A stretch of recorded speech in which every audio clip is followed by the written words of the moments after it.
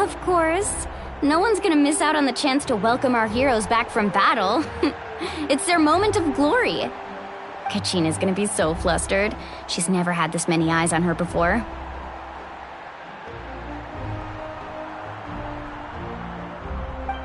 Yeah, she doesn't seem like the kind of person who likes being the center of attention.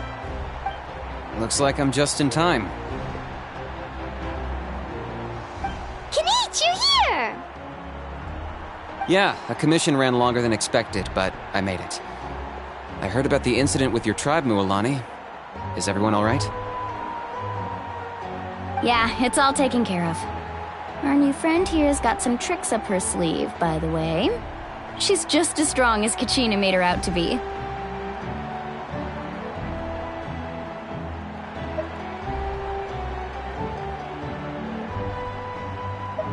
Hey, look! Is it about to start? That's right. Someone will come out and recite a eulogy, and then we'll sing the Ode of Resurrection together. Come on, let's find a spot with a good view. When the singing starts, just follow my lead and you'll be fine. Let's go somewhere higher up so Kachina can spot us.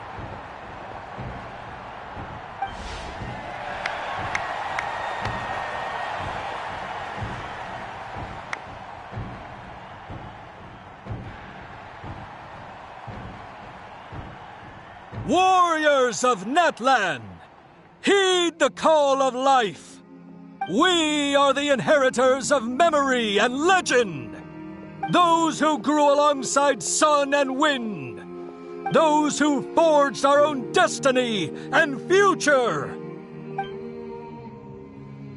That is Natlan's fire, the lifeblood of our nation.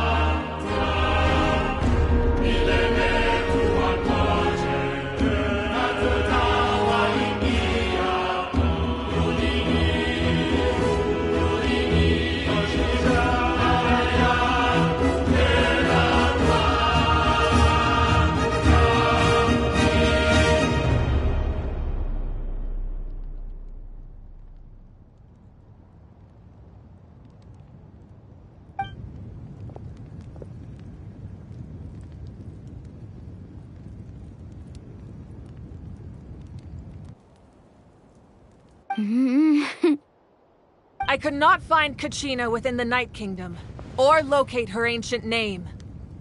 What? What does that even mean? Usually once the ode is complete, the Pyro Archon and resurrected person will emerge from the flames. But something went wrong. What's going on?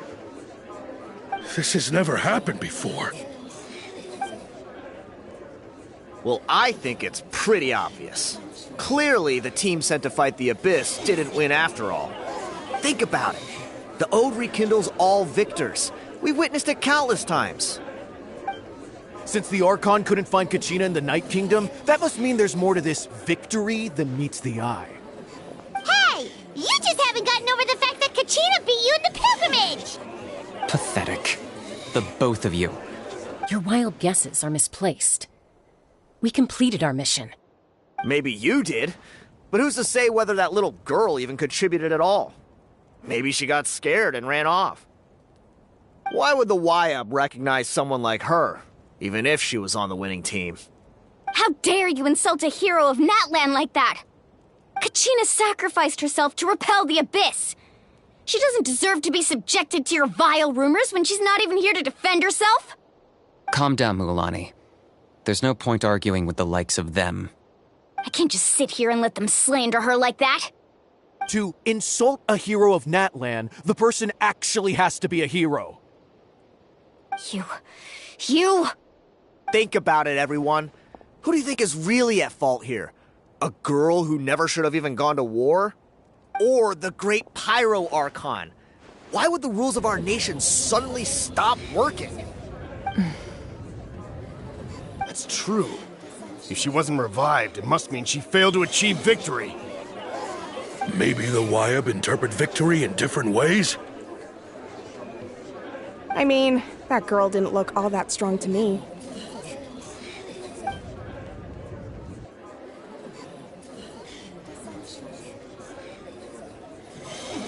Kachina wouldn't have run! That's not like her at all! No, she's been waiting for this moment for too long. No matter how daunting the situation, no matter how scared she might feel, she's always the first person to stand up and face it head on. We don't even know what happened, so don't you dare try to use this as an excuse to vent your anger or slander her reputation. Fine. We'll find out what happens soon enough. Then, we'll see who truly deserves glory. That's enough. There is no doubt about today's victory, or Kachina's part in it. She is a hero worthy of our admiration and celebration. However, the failure of today's ceremony is undeniable. Kachina has not been rekindled, and I offer you all my deepest apologies as I continue to investigate this matter.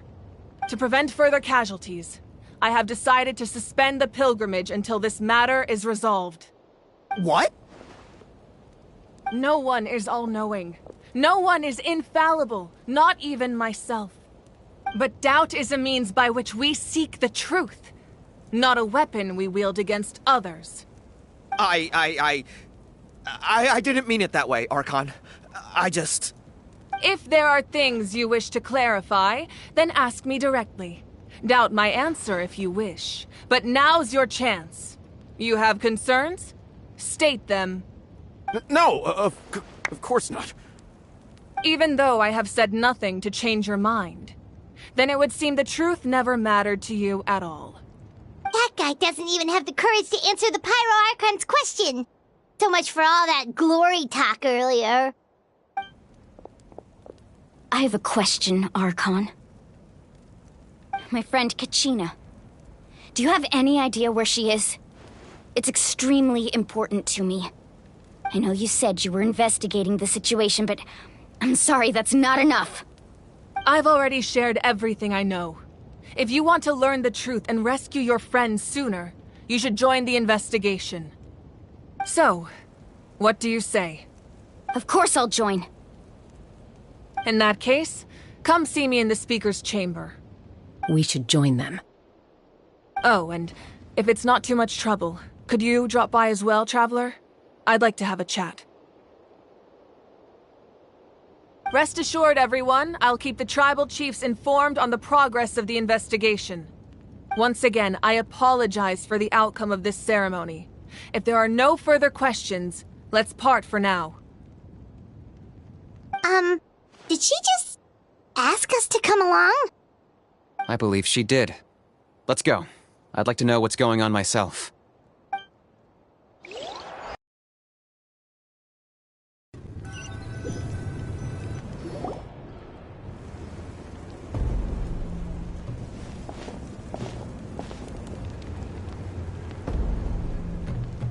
The situation is urgent, so I'll get straight to the point. Kachina is undoubtedly a hero of Natlan, and I'm deeply sorry this happened to her. There's been unrest in the Night Kingdom, but I don't know what's causing it.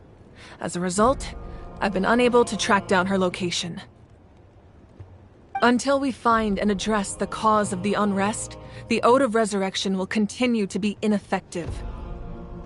And that means Kachina won't be able to come back? That's correct. Not until the problem with the Night Kingdom is resolved. How long will that take?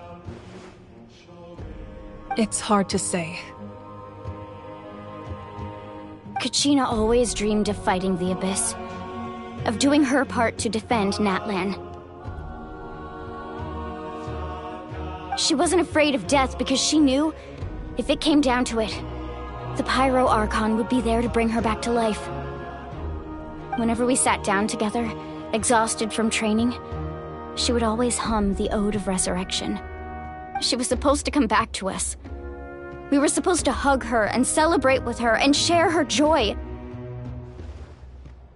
We supported her every step of the way, but what are we supposed to do now?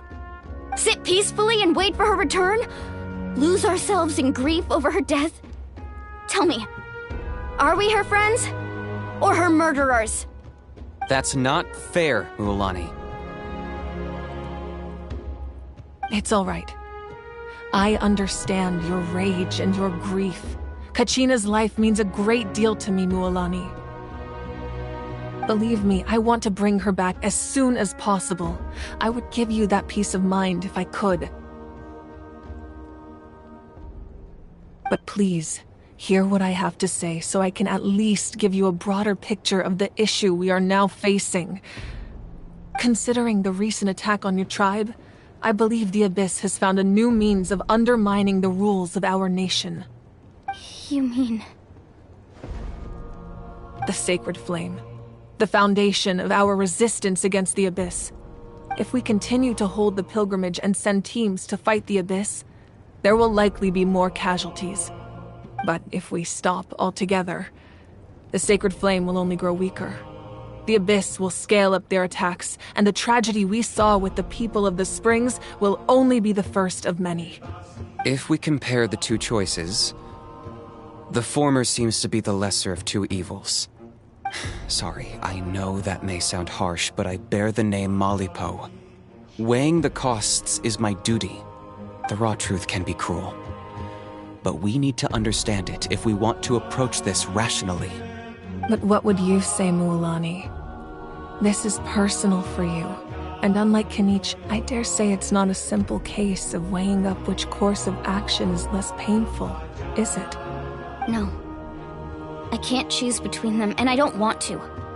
Saying that one is preferable over the other is disrespectful to the people who suffered. You're saying it doesn't matter whether I suspend the pilgrimage. The consequences will be equally painful. Yes. What happened to Kachina breaks my heart. But I couldn't bring myself to sacrifice other people for her sake. And that is the crux of the problem. It's not simply a matter of choosing the lesser of two evils. Either way, there will be people who suffer. And the end result will be the same. Belief in the pilgrimage will waver. Once doubt has crept in, the people will no longer unite in battle against the Abyss. And that is exactly what the Abyss wants. Their ultimate goal isn't to break the rules that make the Ode of Resurrection work. It's to destroy the people's faith in them. To prevent what happened to Kachina from happening to anyone else, we need to suspend the pilgrimage. So that is my current plan. And in the meantime, I've made efforts to strengthen each tribe's defenses. Then, we have to find another way of strengthening the sacred flame to keep the Abyss at bay. This won't be easy. I'll need time to figure out the best approach. I understand your anger, Mualani, but I hope that provided some clarity, at least. Wow. Paimon thought things were gonna get heated for a second, but the Pyro Archon took the time to explain everything so patiently. I owe you an apology, Archon. I let myself get carried away earlier, and I'm sorry. You're right. We need to focus on finding solutions. We could always hold the pilgrimage without sending a team to fight in the Night Warden Wars. That way, we would still be able to fuel the sacred flame. I've considered that, but the two events have nearly always been linked. Without the chance to fight the Abyss, pilgrimage rankings lose their prestige, and competitor numbers will drop. With fewer participants, the amount of contending fire produced will decrease, and the vicious cycle will continue indefinitely. So, essentially, the Abyss has taken Kachina hostage. You've learned about the concept of ley lines during your travels, yes? The Night Kingdom is something similar. Staying there for a short period of time shouldn't have an effect on the person. But with the Abyss in the picture, it's a different story. Your sense of self will be devoured, until eventually you become one with the sea of souls. Imagine pouring a cup of water into a rushing river. You can try to scoop up another cup, but there's no chance it will be the same water you had before. I won't sugarcoat it. That is the danger Kachina is currently facing. Just like you said, Archon. Both of these problems need to be addressed. You can focus all your efforts on dealing with the Sacred Flame. I will go search for Kachina. The Abyss poses the same threat to you as it does to her. It is very possible you will not return. Knowing that, do you still choose to go? Kachina's waiting for us to rescue her. That's all that matters. I failed to protect her during our campaign, but I can make it up to her now. I choose to go as well. Traveler? What do you think? Understood. Then I'll support you in any way I can. The Masters of the Nightwind have a technique that can extract an ancient name from the ley lines. If we can find Kachina's ancient name, I can use the link between them to pinpoint her position within the Night Kingdom. Then comes the hard part. You need to visit the Night Kingdom in person and rescue her. But isn't the Night Kingdom a land of souls? Can we even go there?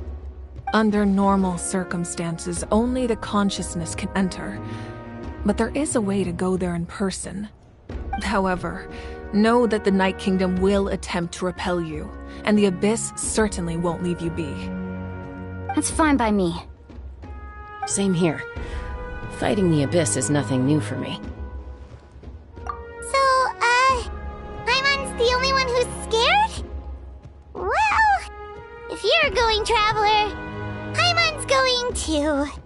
Citlali of the Masters of the Nightwind once created an artifact that can be used to communicate with the Wyab. We call it the Spirit Speaker Stone. It was originally used as a ceremonial artifact wielded by the tribal chiefs, but that spiritual quality also means it can be used to search for an ancient name. That was the artifact I delivered to the Scions of the Canopy a few days ago. Didn't think I'd be hearing about it again so soon. Thank you so much for your help, everyone. Your thanks are unnecessary. I will offer you whatever aid I can, but your fellowship and courage are what will truly decide the success of this operation. Besides, you're the ones helping me. I can only focus on one thing at a time, after all. Traveler, I certainly didn't expect our first conversation to be so serious. I've heard all about your accomplishments. Ever since you arrived, I've been hoping to meet you and offer you Natlan's highest level of hospitality. Why? Why? Is that not what happened in the other nations you visited? Yeah, things were pretty complicated at the start. And, you know, in the middle. But our reputation's solid nowadays. That's more like it. After all, I've heard you're someone who transcends fate. Perhaps even more than you can imagine. But we can talk about that some other time. Ideally, this would be the perfect night for a drink and some musical ambiance. But there are important things to be done. Oh, I almost forgot. Atea was wounded in the fight against the Abyss. She wanted us to give this to you. It embodies fond memories and my strength of will. That's what she asked us to tell you. She said you'd know what that means. I didn't think this day would come so soon. The flames of her life force. I can feel them flowing within the talisman. If things were different, the two of us could have enjoyed the hot springs together while she gave this to me in person. We're supposed to be hot spring buddies after all. But don't worry. This talisman means a great deal to me. I'll take good care of it, and once this is all over, I'll pay Atea a visit.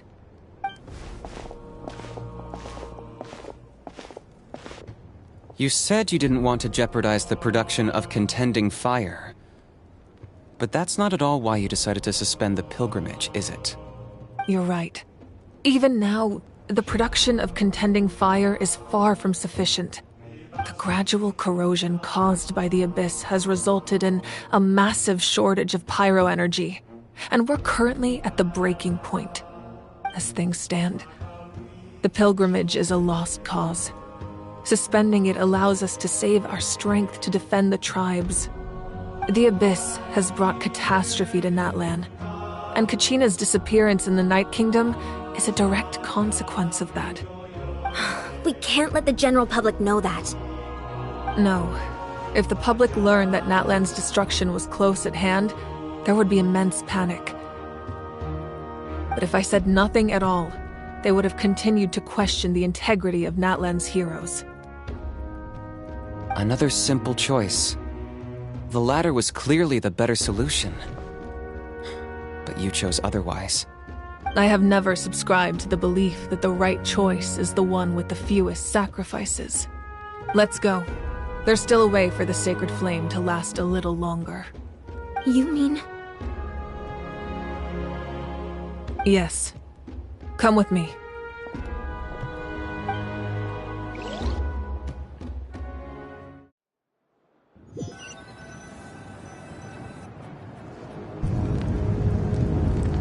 The sacred flame must never go out. Not only does it strike fear in the Abyss, but it's also the pillar of Natlan's stability. So until our heroes are ready, I will sacrifice my power to keep it burning. But that can only last so long. I think we should focus on the remaining ancient name-bearers. Don't let desperation cloud your judgment. Those chosen by the Wayab have already embarked on their destined path. It is for them to decide how that journey ends, not us. All we can do is support them. Even so, for you to make this sacrifice, it's not right. If not me, then who? No other is capable of sustaining the sacred flame. I possess great strength, but I'm not above my people. This is part of my duty.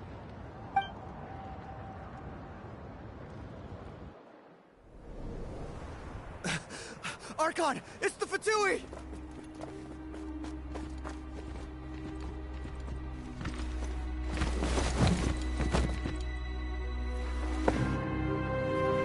The Archon of Natlan.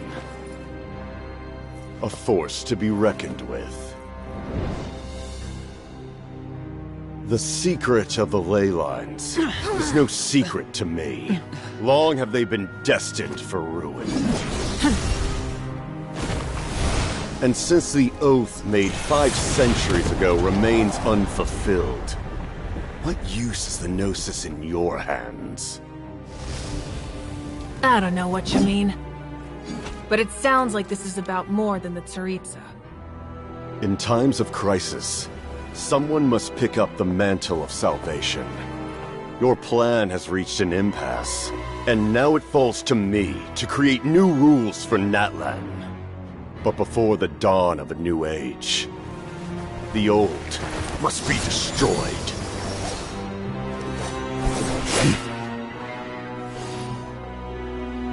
I assume that's the end of your speech? Good. People like us. Let our blades do the talking!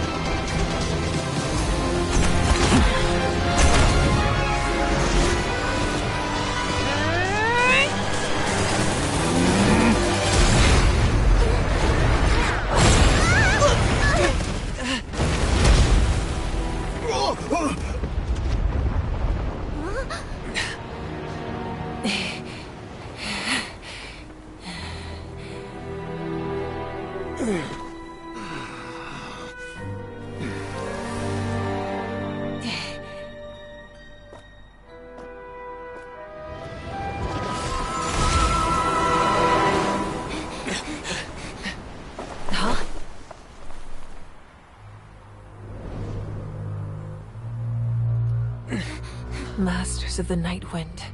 Send word. The captain and his followers must be apprehended.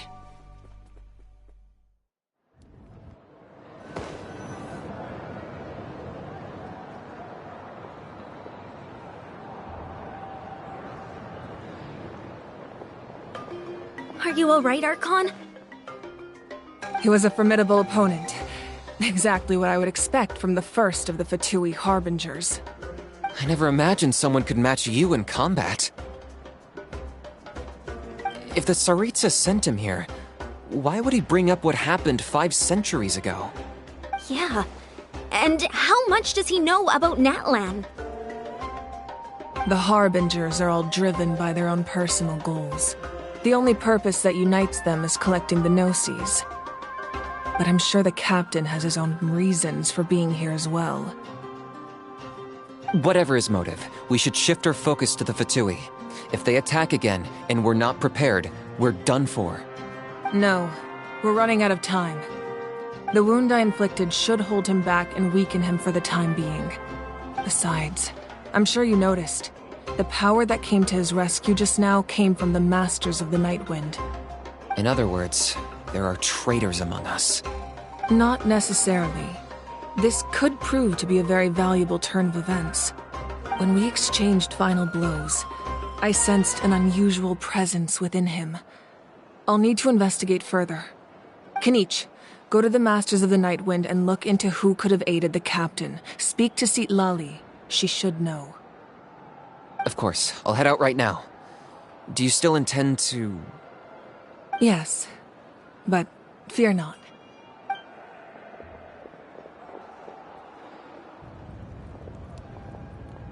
Natlan's strength has never rested solely in its Archon.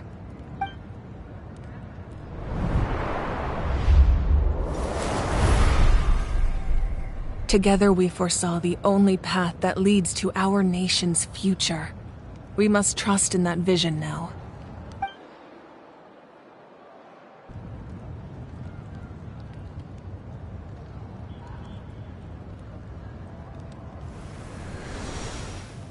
Is everything okay, Archon?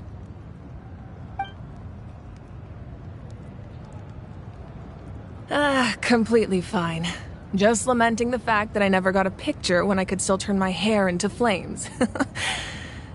Too late now. I just hope the others have a safe journey.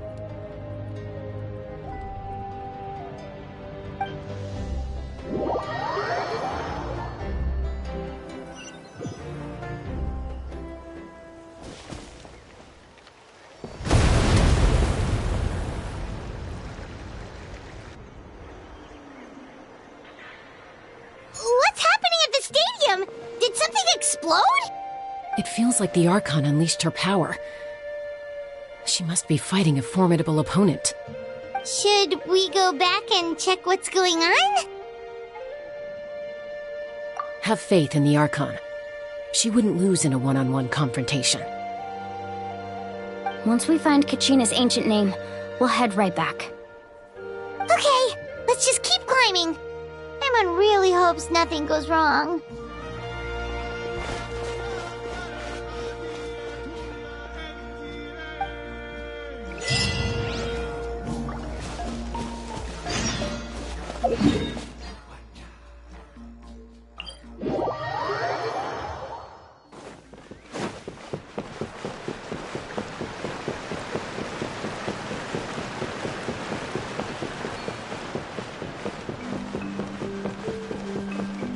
That's Wyna, the tribal chief. Let's head over to him.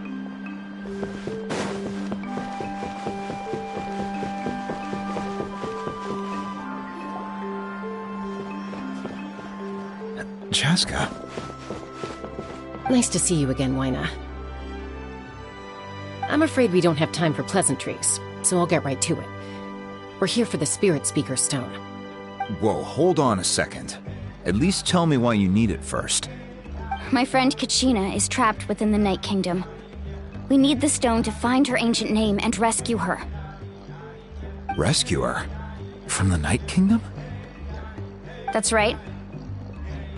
I'm sorry, but someone needs to tell you what you don't want to hear. Going there, a mature warrior would never make such a foolish decision.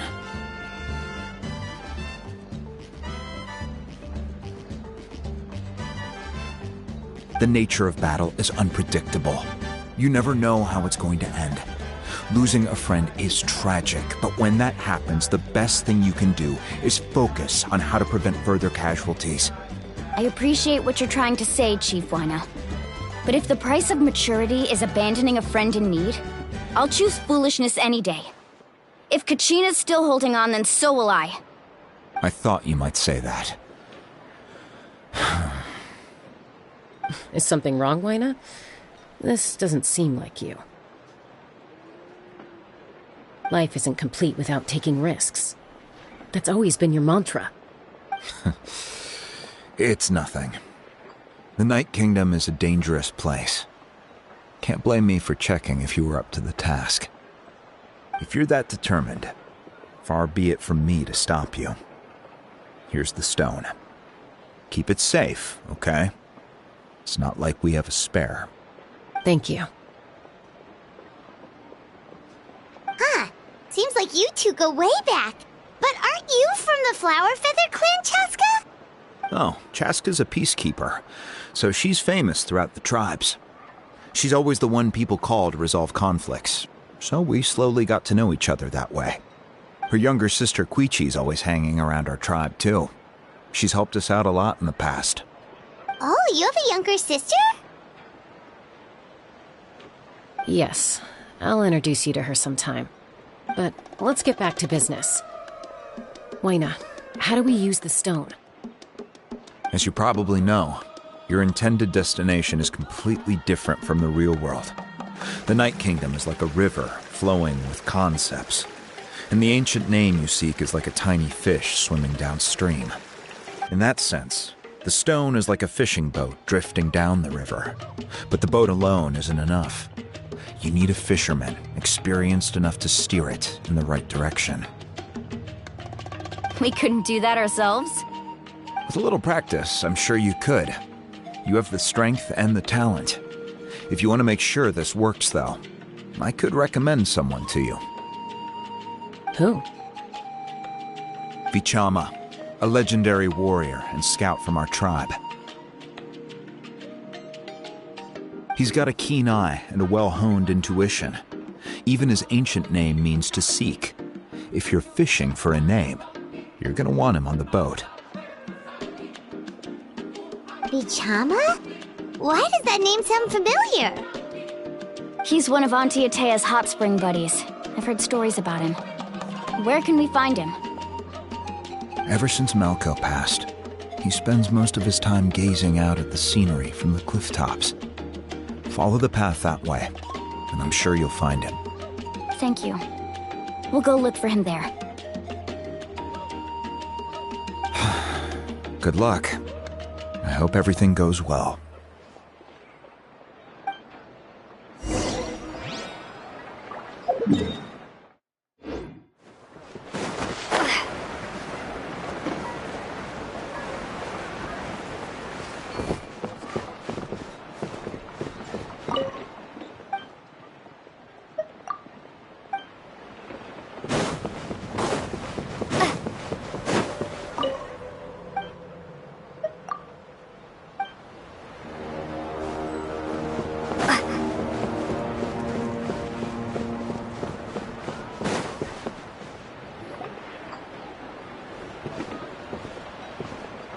Someone admiring the scenery from the cliff tops. Ah! That must be him! Hello there, are you Vichama? That's me. Did you need something?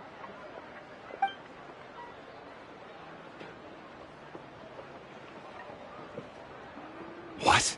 You're saying you can bring someone back from the Night Kingdom? How is that even possible? No, if you really think about it, anything's possible in that kind of place. But that would mean... Are you okay? You don't look so good. Everything's fine. I'll help you, but I do have a small request. After I help you find Kachina's ancient name, I want to use the stone to look for my friends as well. Your friend? Oh, why not mention someone named Malco? Is that who you're talking about? Yes, but I'd rather not get into it if it's all the same to you.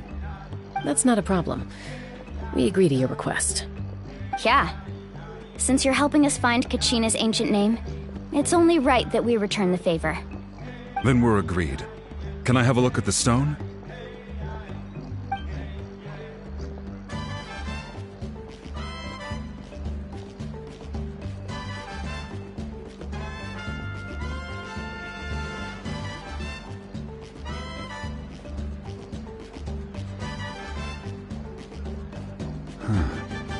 I see. From what I can tell, it functions almost like an abyssal pylon. Both connect the Night Kingdom to the living world. Once the connection is established, the abyss will come surging through the opening like a predator honing in on the scent of blood. So we have to be sure not to use it in a tribal settlement. Wow, you got all that just from looking at it? I just picked up on the basics, really. I still have no idea why it works. You said someone named Sitlali invented this. They must be a genius. I'll go find an open area and start setting things up. In the meantime, I need you to get 2 things for me. We'll go right away. What do you need? First, I'll need some hook ropes. Pretty much every store around here carries them, so no need to go anywhere special. Oh, and I need to build a net out of them, so make sure you get a good amount. Wait, are you saying you're going to use a real net to catch Kachina's ancient name?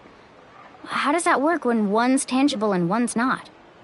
By creating something tangible in our world, like a net, we can create a connection to a corresponding concept in the Night Kingdom. Basically, I'm going to use the concept of a net to catch something equally intangible, an ancient name. Oh, I see. What about the second thing you needed? Right. I need two chunks of obsidian. Once we bring the ancient names into our world, we'll need a place to store them. Normally, you can only get obsidian from the Children of Echoes, but I heard there's a traveling merchant from that tribe around here somewhere, so maybe you can try your luck there. Gotcha! Alright, let's split up. See that clearing? Let's meet over there when you're done. Oh, and you can send someone with me if you want. In case you're worried I might take the stone for myself. What do you think, Chaska? There's no need. Lena spoke highly of you. That means you're trustworthy. I appreciate it, even though that doesn't mean much to me anymore.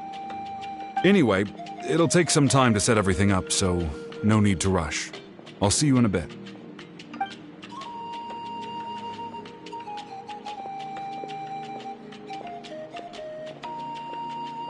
What an odd guy. He seems so defeated, but also really invested in the stone at the same time. I don't have any more insight than you, Paimon. Let's just focus on the preparations for now. Hang on, Kachina. We're coming for you.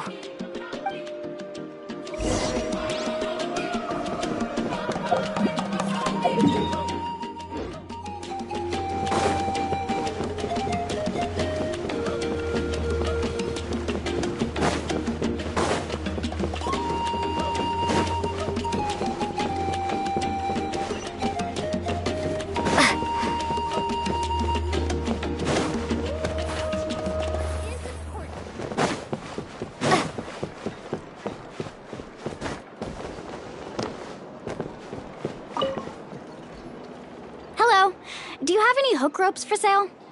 Hook ropes? As in rock climbing equipment? Yes. How much for your whole stock? Oh, the whole thing? Let me see. That would be 30,000 mora in total. Deal? Deal. Wait, really?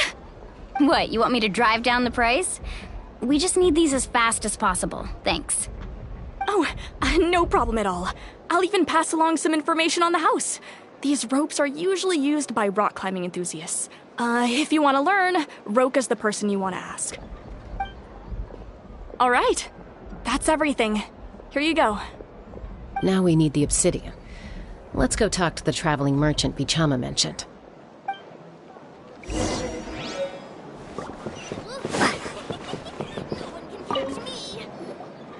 Excuse me, do you sell obsidian? Why, yes. I've got a chunk for sale right over there. Perfect. Is that the only one, though? We actually need two. That might be tough. Tell you what, I'll take a look through these boxes over here, and we'll see what we can find. Thank you so much. We'll wait here.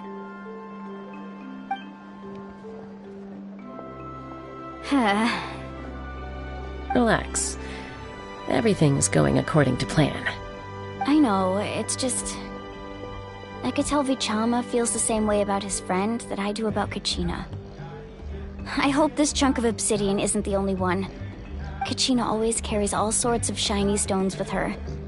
If I was the one trapped in the Night Kingdom, she'd have a whole pile of obsidian ready in a heartbeat. Well, would you look at that? I did bring an extra. Here you go, young lady. How does it look? Perfect! Thank you. How much do I owe you? If you hadn't shown up, these stones would have just sat here collecting dust. I'll take 3,000 mora for both. Here you go.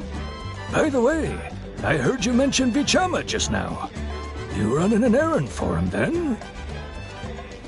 How's he doing? Malco's been gone for 5 years now. It's about time he started to move forward. Do you know what happened between them?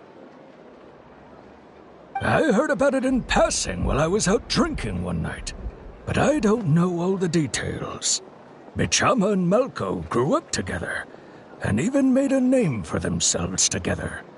Malco was an amazing fighter, capable of knocking out multiple opponents in a single hit, while Vichama excelled at scouting and analyzing the battlefield.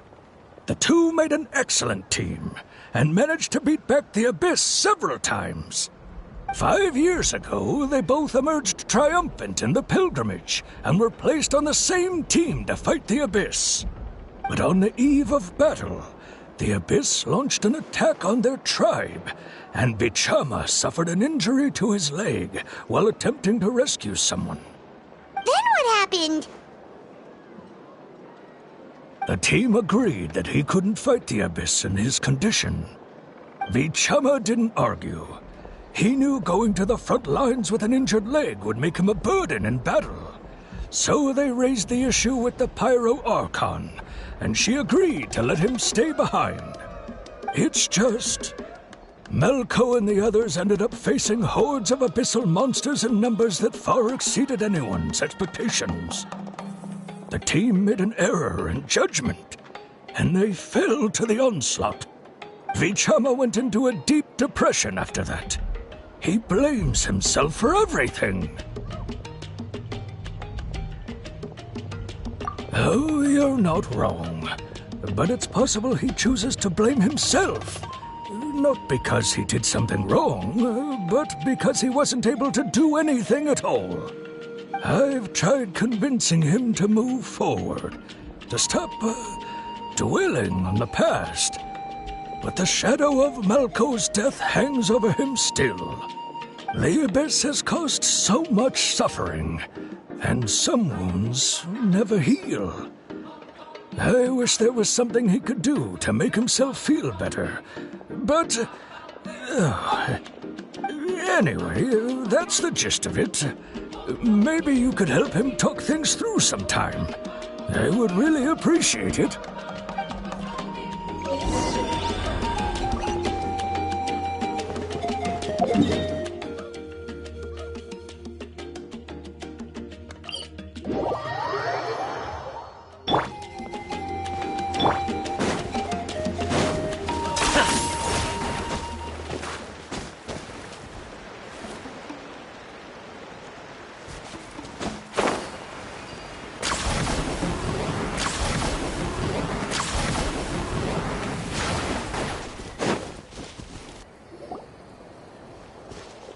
Did you get everything? Yep, it's all here. When do we start? I've made all the necessary adjustments, so we're good to go. As agreed, I'll help you find Kachina's ancient name, and then you return the favor. Go ahead.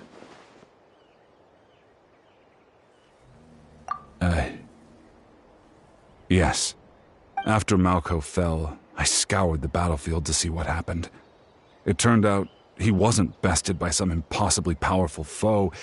He was dragged to his grave by the sheer number of enemies.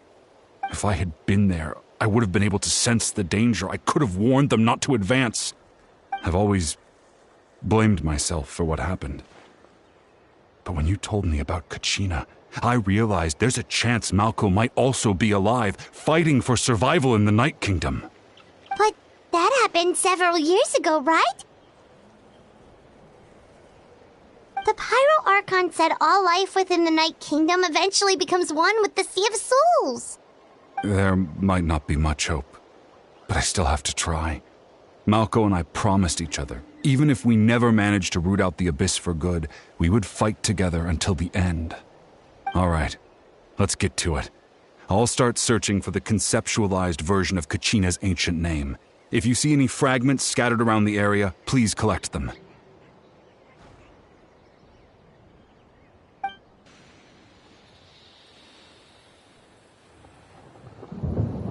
Make sure you prepare yourselves for battle. As I said, the stone will link the mortal realm to the Night Kingdom. The Abyss will likely emerge in response. Look at that golden thing! It must be one of those fragments Vichama mentioned. Let's get closer!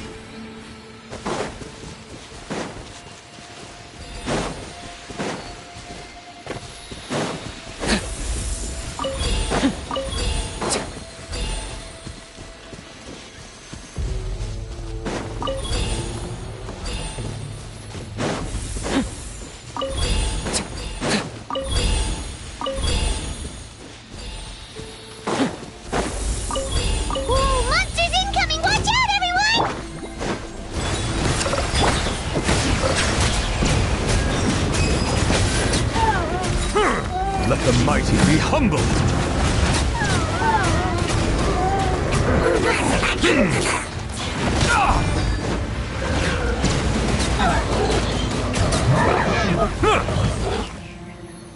How much longer, Vichama? Not long! We're getting close!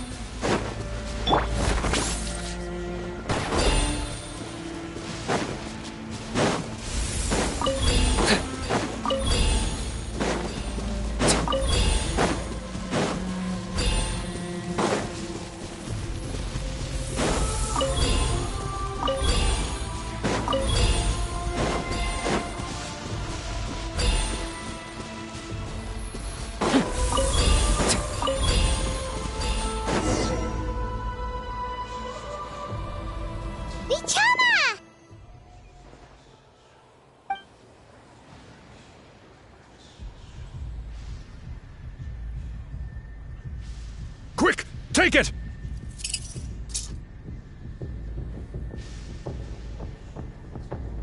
I found Kachina's ancient name.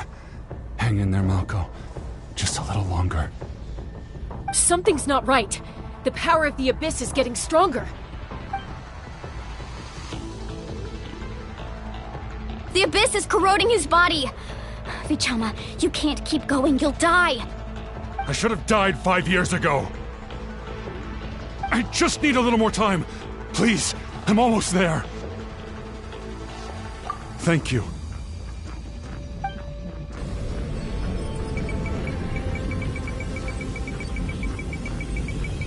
Whoa, watch out! The power of the Abyss is strong.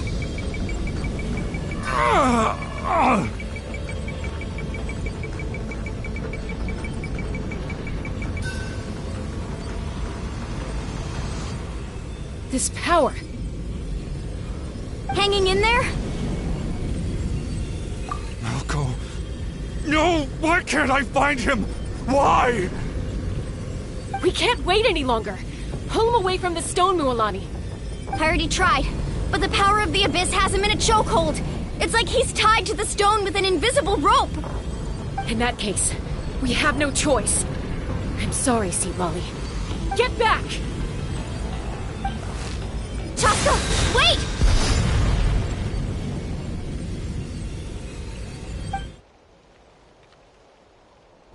Ouch! What happened just now? It looked like the Spirit Speaker's stone was... The stone's power was spiraling out of control. The only way to stop it was to destroy it. You were all caught in the shockwave of the explosion. You might feel dizzy for a while, but that's normal. Give us a heads up next time, will you? You're lucky we managed to dodge it in time. I thought I said to get back. Yeah, barely a second before you made it go poof. Not everyone has your reflexes, Chaska. We were this close to getting dragged into the explosion. Okay, I'll be more careful next time. At least Kachina's ancient name is still in one piece. Wait, where's Vichama? Vichama! Vichama! I couldn't find Malko's ancient name. It must be completely gone by now. Once your ancient name disappears, there's no coming back. From the very beginning, I knew there was a slim chance, but still. And now... it's too late to save him. From the minute he left that day, it was already too late. Vichama... I'm sure he's heard enough condolences over the years. Let's just give him some space. Huh? What's that in your hands, Vichama? It looks like something's glowing! Huh? This is...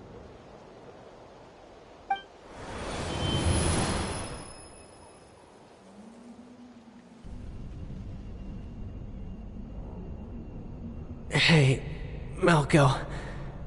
Got any strength left?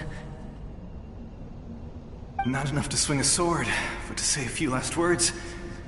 Sure. Too bad. No one will get to hear them. I never thought I'd actually die on this mission. Not that I'm afraid to die. It's just... hard. Thinking about my mom's face when she hears the news. Guess I have something to be thankful for then. My parents died a long time ago. They won't have to mourn me.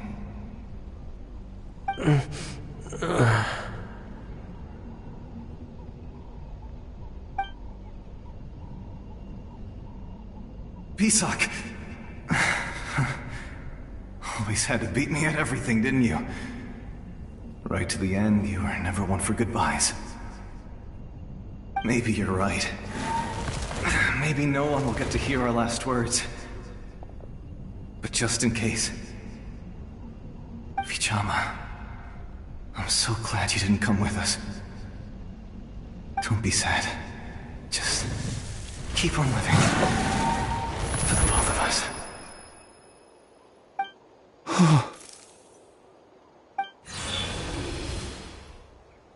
Was that a memory? Seems like we were able to salvage something after all.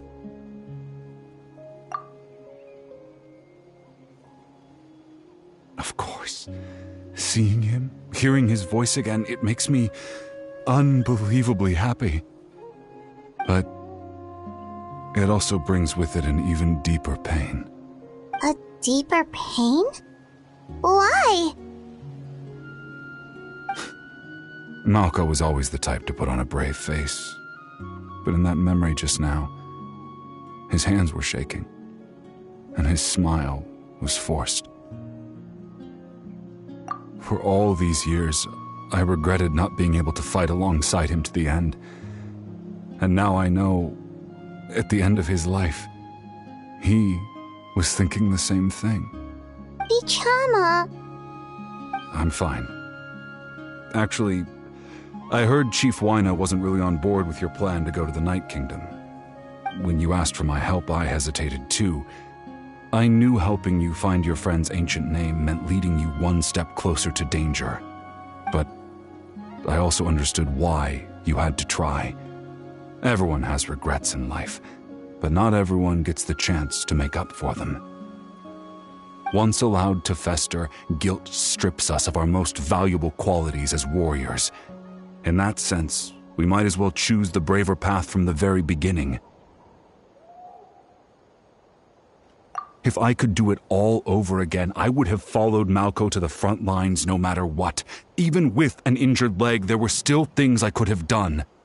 That way, even if the outcome stayed the same, I still would have fought alongside him to the end.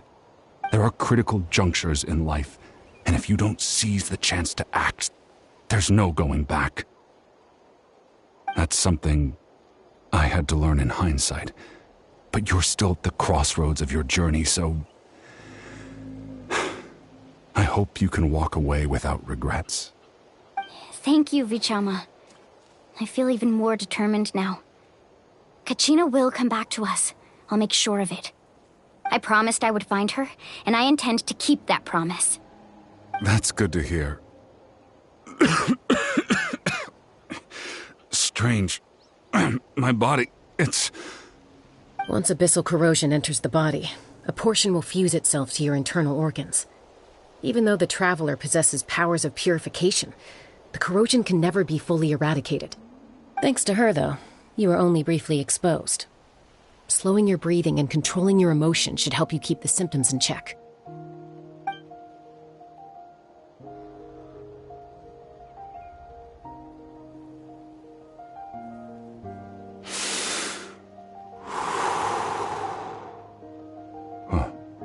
That does make me feel better. You seem very knowledgeable about all this. Just speaking from experience, that's all. Anyway, we've recovered Kachina's ancient name, so we're off to a great start.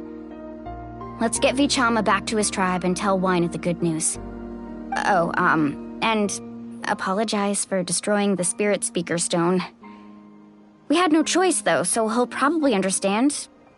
Right?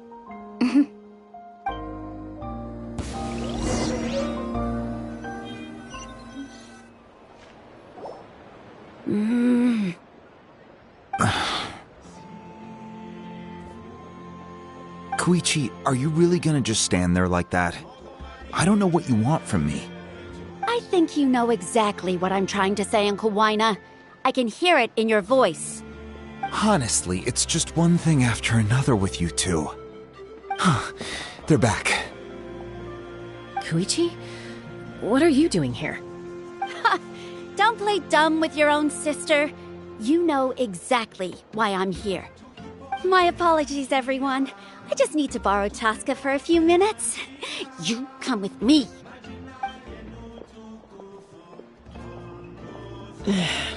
I'll be just a moment. Who was that? Koichi, Chaska's younger sister. Although the two aren't actually related by blood, it's kind of a long story. It's not really my story to tell, but I guess it's not a secret. You see, Chaska was actually raised by cuckoo sores. She was afflicted with a rare disease when she was a child, and abandoned in the wild as a result. The Abyss found her out there, all on her own, and tried to devour her. But in the end, all that did was trigger her will to live. That strength of will pushed her to survive. But it also planted a seed of conflict within her. Eventually, she was adopted by the cuckoo sores. Wherever they went, she followed, getting into fights right and left. For some reason, Paimon can totally imagine that. Well, when Chaska finally returned to human society, it was Koichi's parents who adopted her. At the time, Chaska still had a habit of getting into fights, so Koichi was always taking her around, apologizing to everyone. Ah, I remember those days. One of those fights was definitely with me. But, you know, kids. You're fighting one minute and your friend's the next. Eventually, she found a way to rein in that desire to fight. And now she's who people call to resolve conflicts. She's known as the Peacemaker. It sounds like she still argues with Koichi, though. Don't siblings usually stop fighting when they get older? That's partly my fault. Koichi asked me to stop Chaska from doing anything dangerous, but you probably know by now, once Chaska makes up her mind, there's no changing it. Oh, I get it. No wonder you tried to talk us out of going to the Night Kingdom. Chaska even said that wasn't like you. I'm all for your adventure.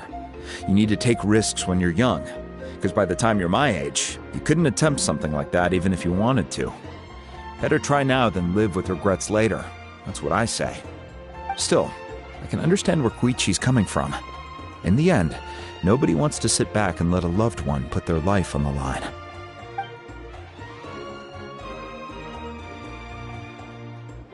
All right, it's just the two of us now. You have 1 minute to explain yourself. I don't have anything to say. You don't have to approve, but you should know I only do what's necessary. That attitude is exactly the problem. It's like you don't care. You try to sneak off to the Night Kingdom behind my back and then play it down as if it's just a trip abroad. Well, technically I am going abroad, right? Again with the excuses! We agreed, didn't we? There are 4 levels of danger. If it's not something urgent, you can only engage in level 2 danger and below. You can only go up to level 3 if a situation is so dire there's absolutely no alternative. But a trip to the Night Kingdom? If that's not a level 4, I don't know what is. And you were just going to sneak into the place without saying anything. What do you mean, sneak into the place? I always planned on walking in there with my head held high. You bought off Uncle Wyna, didn't you? He promised me he'd stop you from doing anything dangerous. Oh, it's like he didn't even try. You feel like he went back on his word. What if I told you my mind was made up, and there was nothing he could have done? Not even by force. Oh, I knew it! So he did try to say something, but you didn't listen. This is important. If you were in my shoes, you'd make the same decision. You don't know that? I'm a doctor, and I handle logistics. If you're going to waltz into a dangerous situation where you could lose control at any moment, it's my duty to say something. All right, whatever. Anything else? What do you mean, anything else? Why don't you reflect on what you've done and promise me you'll stay put? Time out. Is this one of our normal arguments or a serious one? Chaska, does it sound like I'm joking? Then, you need to know something. What happened to Kachina was partially my fault. I can't leave her there to die. That's not who I am. But the person you become when you lose control, that's also not who you are. That's a different issue. You said it yourself. A person is only as good as their morals. If I want to live in Natlan, I need to display qualities that make me worthy of this nation. I've also told you that managing your condition is equally important. Sometimes you have to make sacrifices. All right, let's stop this here. If we keep going, I might actually have to get serious.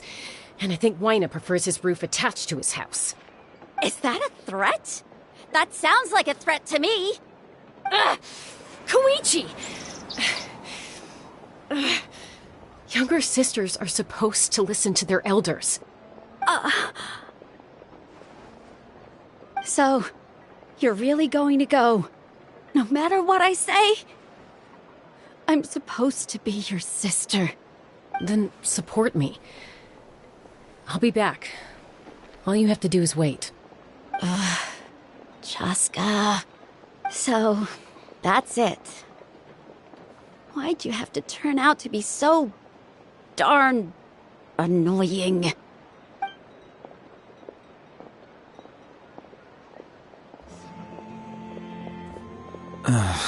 You two are something else. Something you wanted to say? I know you aren't related by blood, but you two sure are similar. Really? You know, I said that very thing to Koichi not too long ago, and she reacted the exact same way, down to the very tone of voice. It's not my place to get involved, but I will say this. Try to spend a little more time with your sister. You're tough kids. That doesn't mean you have to go it alone. Thank you. Anytime. All right. If you're done with the Spirit Speaker Stone, you might as well hand it over. According to Kinich, it's an important ceremonial artifact, so it'd be safer to keep it with me. About that. If only Tone-Deaf Bard was here, he could have repaired it just like the Holy Liar. It might be in a few more pieces than you remember. Huh?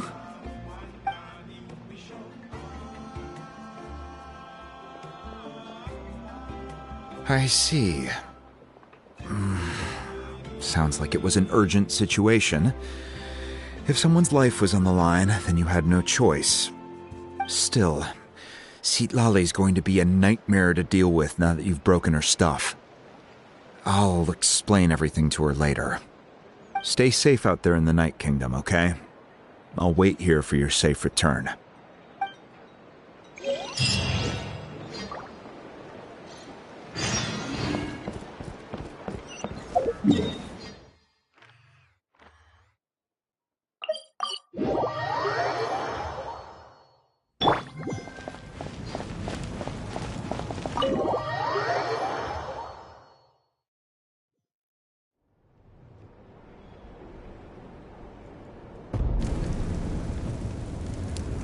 We're back! We found Kachina's ancient name, too!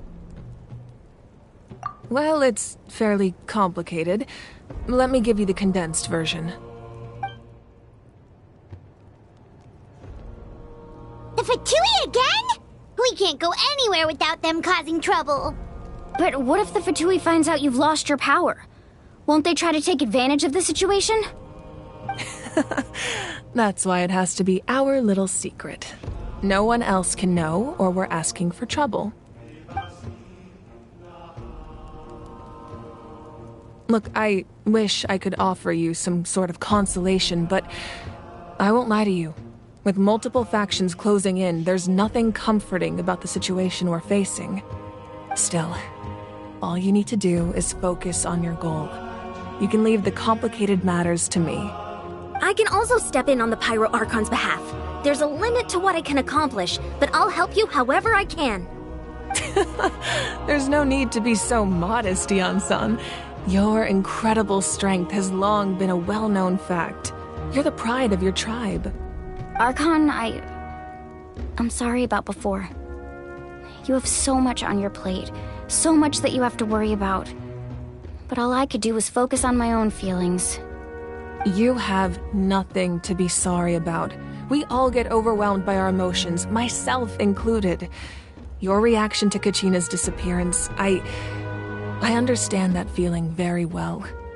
Well, now that we have Kachina's ancient name, let's go track her down. Follow me.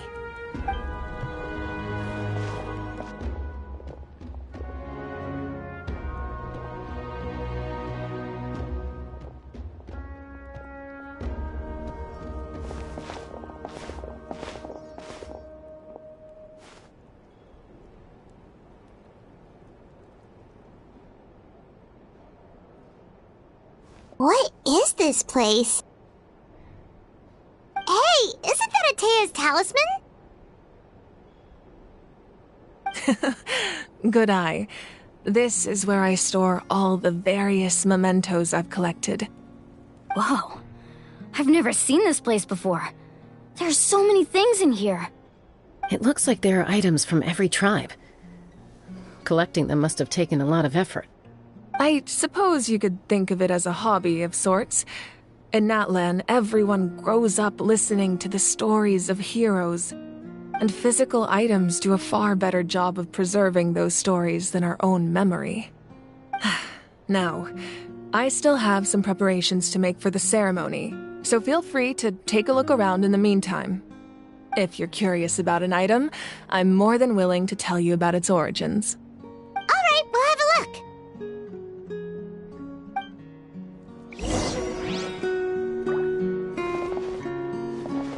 This flower looks like it's thriving.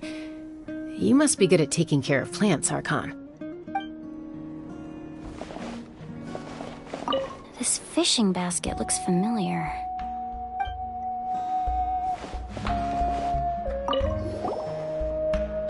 Hey, there's a fishing rod here. It must have belonged to the people of the springs. That's right. It belongs to a legendary fisherman named Matavaru. I have his entire set of fishing equipment, actually. He and I met in a tavern. He told me about a particular kind of giant fish and his meticulous plan to catch it. In his eyes, I saw a hunger and a strong fighting spirit. To him, the sea was the battlefield upon which he staked his honor. So, did he do it? The next time I saw him, he was covered in scars. It turned out the fish he sought had been corroded by the abyss. He managed to kill the fish, but sustained a serious injury in the process, which meant he could never go deep-sea fishing again.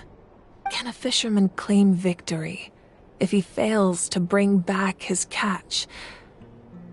That's what he asked me in the end. Well, Paimon thinks he won. That was my answer as well. The experience was far more valuable than the prize itself. In the end, he didn't want his tools to go to waste, so he gave them to me. Wait, that means you also know how to fish. Maybe we can go head-to-head sometime.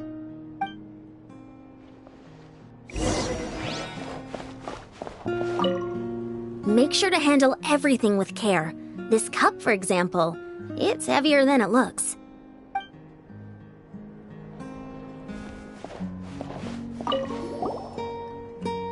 Whoa. Whoa, that belt is bigger than Paimon's head! The Collective of Plenty are known for their bodybuilding competitions and contests of strength. This belt is a symbol of great honor within the tribe. The association with strength might also have been the reason the original belt was extremely heavy. It was difficult for even 2 people to lift. And even if a warrior had the strength to put it on, wearing it for any length of time would still leave them gasping for breath. Sounds like it. So the owner of the original belt, Kitera, commissioned a craftsman to make a copy identical in appearance but far lighter in weight. That is the belt you see before you. He would often wear this version when training in order to protect his waist. Or he made a lighter version so he could wear it all the time and show it off.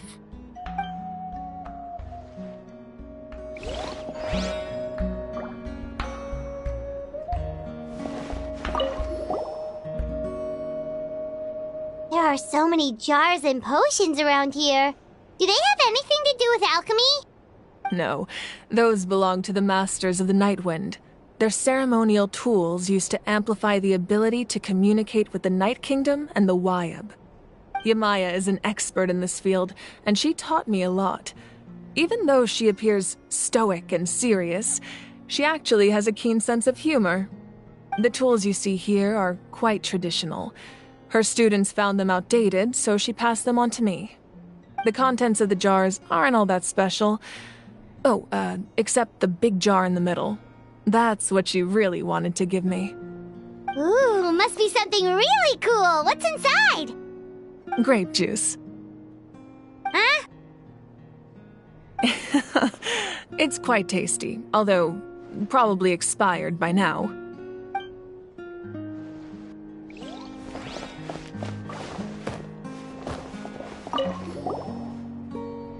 This is Atea's talisman. I'm sure you're familiar with this one already. Atea was rarely ever without it. The talisman brought her a lot of luck in battle.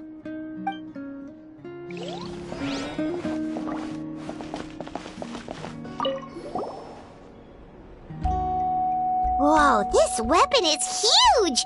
Which tribe did it belong to? Ah, that weapon belonged to Tenoch, a hero from 500 years ago. Strictly speaking, he didn't belong to any single tribe. That's because even before the disaster with the Abyss broke out, he had already been exiled. Exiled?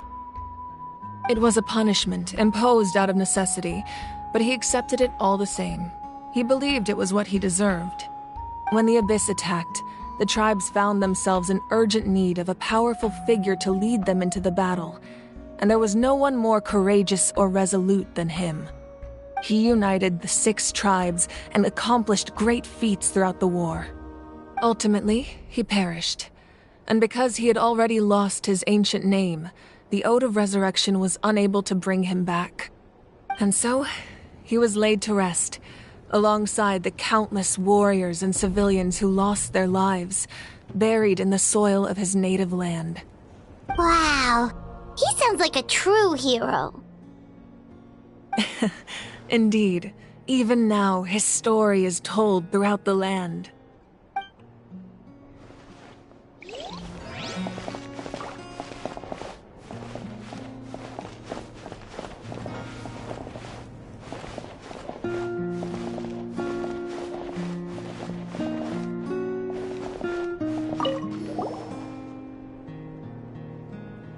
The powder still needs some time to settle, so let's wait a little longer. Well, what do you think of my collection? Do you feel like you have a better understanding of Natlan's culture now? Yeah, if each item represents a different story, seems like Natlan's really been through a lot. Does every item hold a special memory, just like Atea's talisman? That's right. The items in my collection actually serve a similar purpose to the ancient names passed down among the tribes. They demonstrate the true shape of time. The shape of time? Most people perceive time as a linear concept, almost like a straight line that can only move forward. We cannot change the past or predict the future. But there's also a different theory, one that I believe to be closer to the truth. Namely, that the past, present, and future all exist at once. At once? Paimon's not sure she understands. Let's say your journey ended right now. Thinking back on your experience in each nation, which one would you say was the most important? Exactly. Even at the end of your journey, the things you experienced along the way don't cease to exist. They become part of who you are. Take out a portion of that journey, and you would likely make very different decisions, and eventually arrive at a very different destination. The future is the same way. It exists even though it has yet to come to pass. We just lack the means to perceive it. Of course, there are those with the power to foresee the future. They simply call it by a different name. Fate. You're quite familiar with that concept, I would imagine. That does kinda make sense. The future hasn't happened, but already exists. Humanity excels at living in the present, but too often we forget the past and neglect the future. While the pilgrimage and the Night Warden Wars lead us to a better future. Only by uniting the people of Natlan across countless eras can we fight back against an enemy as formidable as the Abyss. To come up with such a set of rules, the first Pyro Archon must have possessed a level of insight I can only imagine. That's correct. At first, he was a mortal man with no special power. After he ascended to the Divine Throne, he used it to borrow power from the heavens and establish the rules of Natlan. Namely, a framework through which ordinary people can ascend to Archonhood.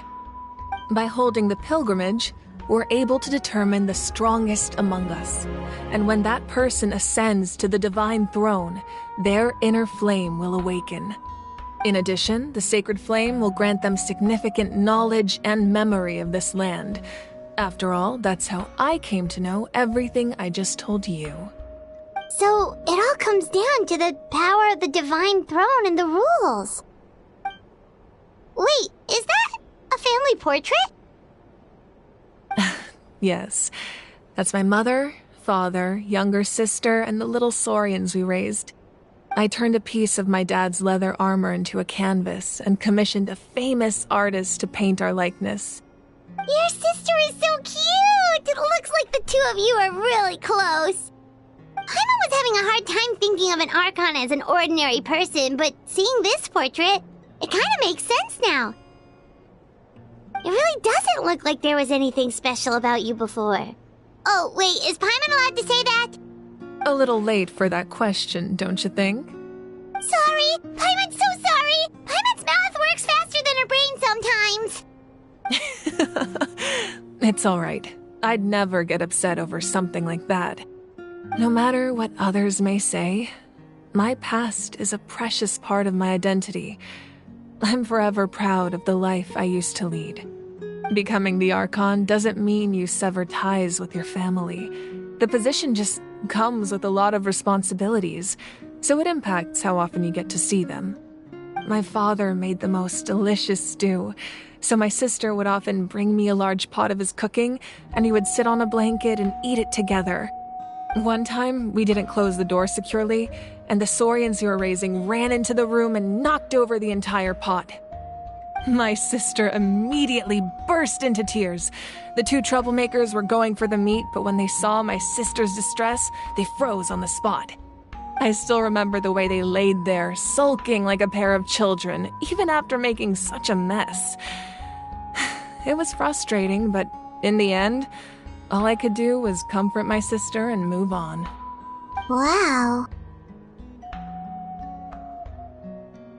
Isn't that what being a family is all about? I think about that story a lot, actually. As the Archon, I made a vow to defend this nation, and experiences like that, they remind me exactly what I'm trying to protect. Well, what happened after that? This portrait looks pretty old. Your sister must be all grown up by now, right? I believe she ended up working as an architect and artist. She built many houses and crafted many beautiful works of art. Anyway, that's enough about me. Now that the powder is settled, we can begin. Ian-san, Mulani, Chaska, over here, please. Place the ancient name up there, and then we'll begin.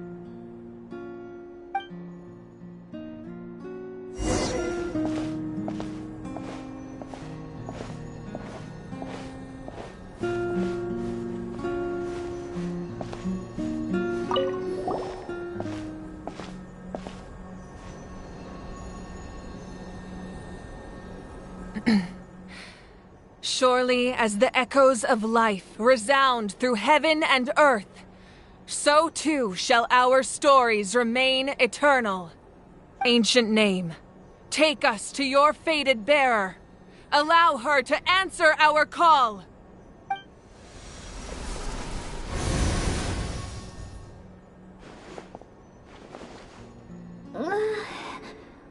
Am I hallucinating again? Kachina! Are you okay? Huh? I'm not seeing things, am I? Is the Abyss playing tricks on me again? It's okay, Kachina. It's just us. We're trying to find a way to bring you back. Everyone, you have to listen to me.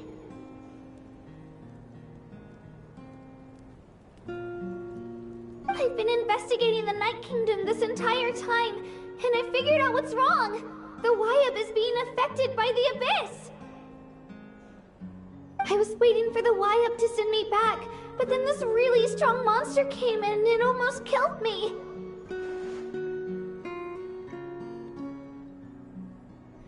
The Wyab saved me, even though its power is weakening, so I've been hiding from the monsters while trying to find a way to help. The Night Kingdom has become a huge mess, though. I keep hearing these awful sounds and seeing really horrible things. Don't listen to those sounds, Kachina. The Abyss is trying to strip you of your sanity. All you need to do is stay safe and wait for us.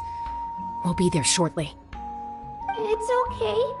I feel so much better now that I've had the chance to talk to you guys. You don't need to worry about me. I've never been strong or special at all, really. So I don't blame anyone for forgetting about me or leaving me behind. Just knowing you care is more than enough. I'll find a way back. You don't have to put yourselves in danger to come rescue me. You're always like this, Kachina. Now's not the time to act tough. We're coming for you, and that's final. I don't know what lies the Abyss has been feeding you, but I'll tell you something right now. Nobody here sees you as a burden. You're a victor of the Night Warden Wars, a hero of Natlan. All you need to do is wait for us to rescue you, and you'll get all the applause and recognition you deserve.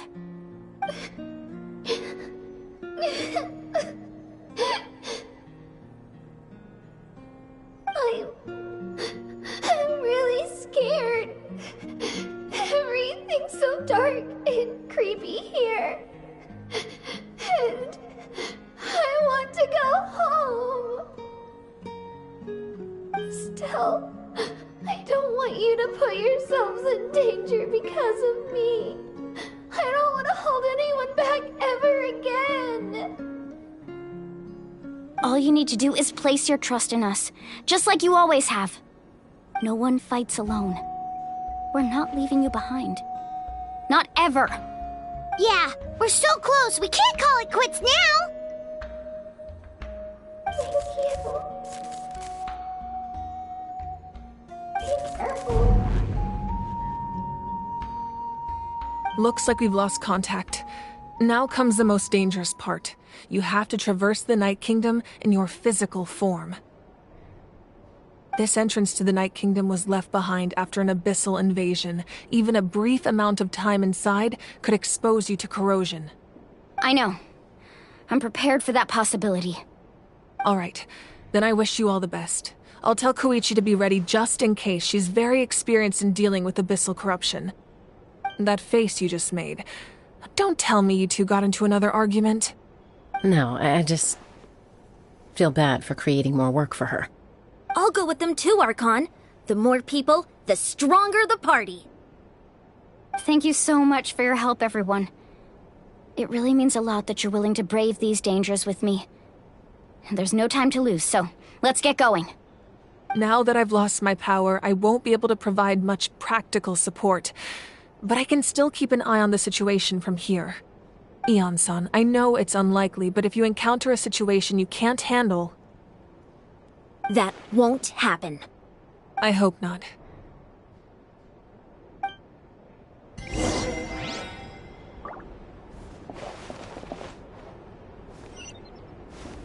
Be careful out there. I'll observe the situation from here.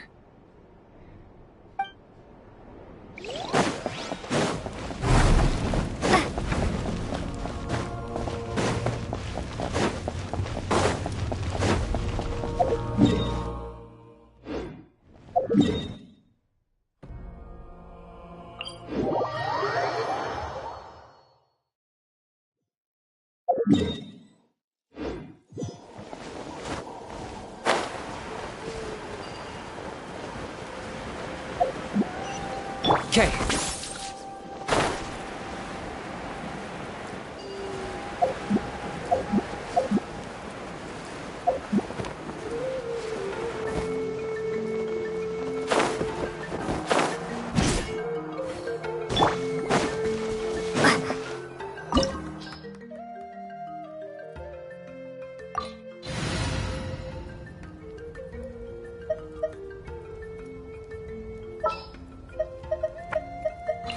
An insurmountable problem, I presume?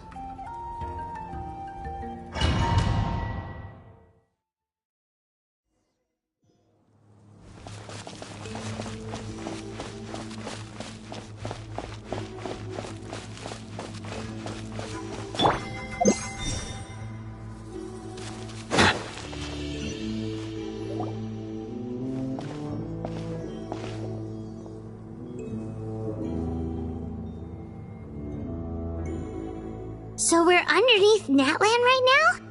It looks nothing like Paimon was imagining. That's because in the distant past, Natlan was home to an incredibly advanced civilization ruled by dragons. Humans only established their own society after the fall of the dragons. So these are Saurian ruins? Wait, you mean like the Elemental Sovereigns? They had their own advanced civilization? Yes, a really long time ago.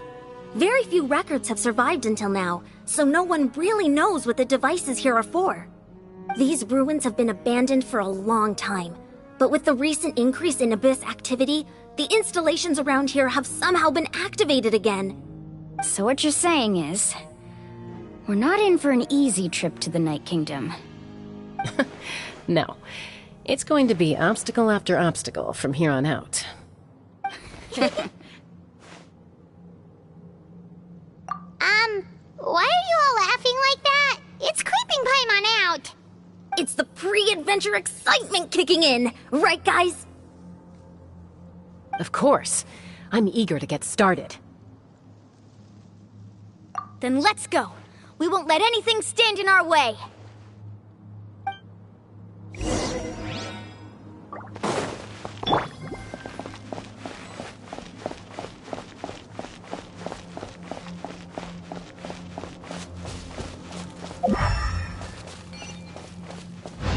Seems like the road ends here. How should we get across? As a professional trainer, I think you could stand to build up your endurance, Paimon. Professional trainer? Paimon thought you were a warrior from the Collective of Planning. Well, that goes without saying.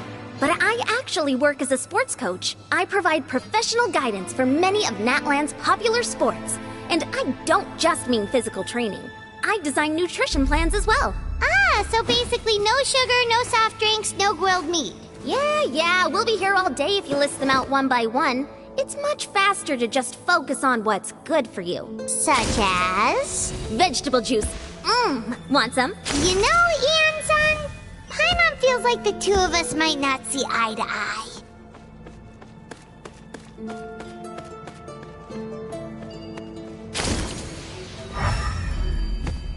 Those guys look familiar. We've fought them before. Let's go. Show no mercy.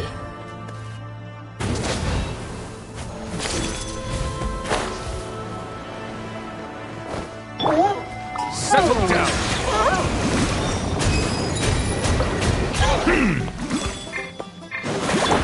Overruled.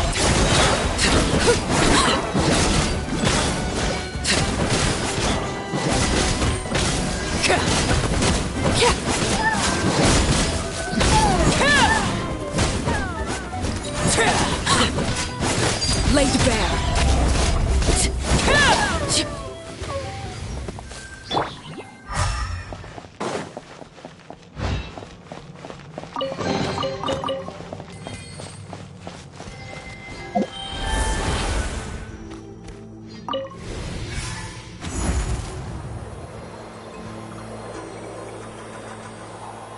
Whoa, the place we need to go seems really high up.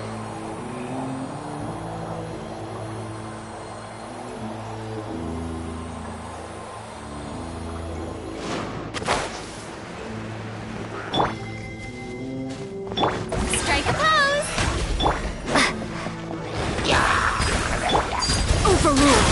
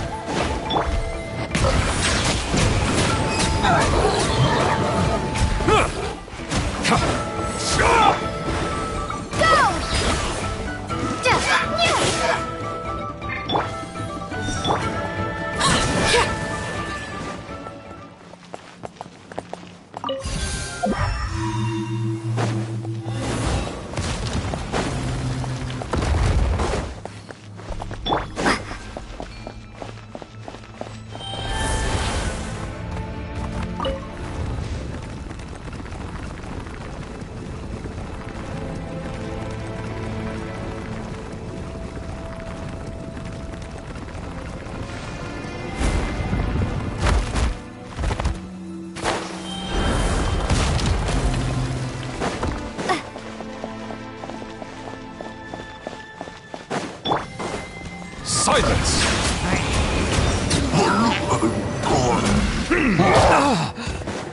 Be sanctified.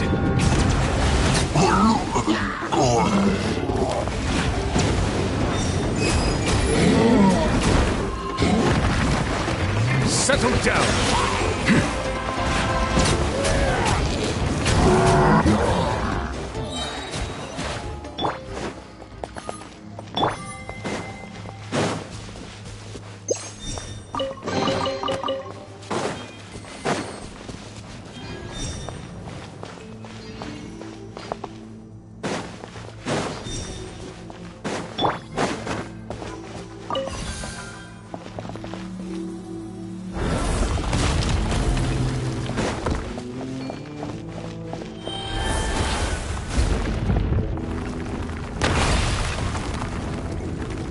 This is the final stretch. We just need to climb up, and we'll be there.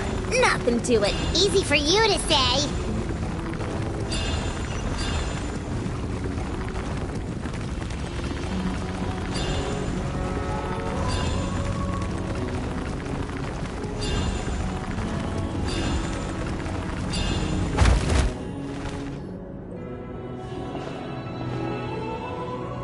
This must be the entrance the Pyro Archon told us about.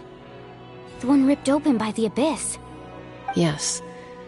There's something in the depths of this place that feels familiar, yet also foreign. We actually have to go in there? Okay, Paimon just needs to psych herself up. Don't push her through before she's ready.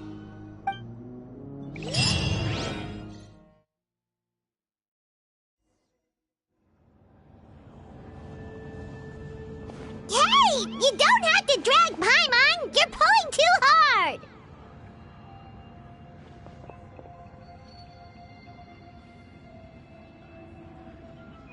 Looks like we made it.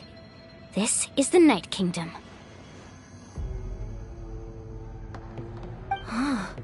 It looks so different from what I imagined in the stories.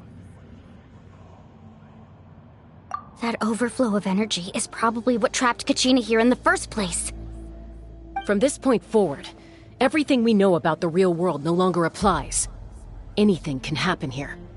Paimon's more worried about how we're gonna make it out.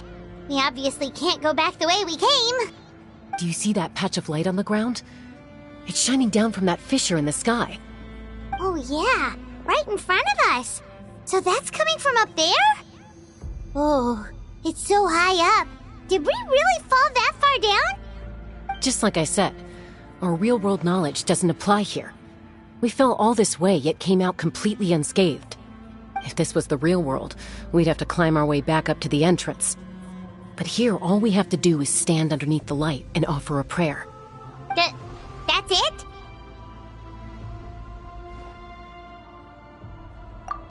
Right. We still got a job to do.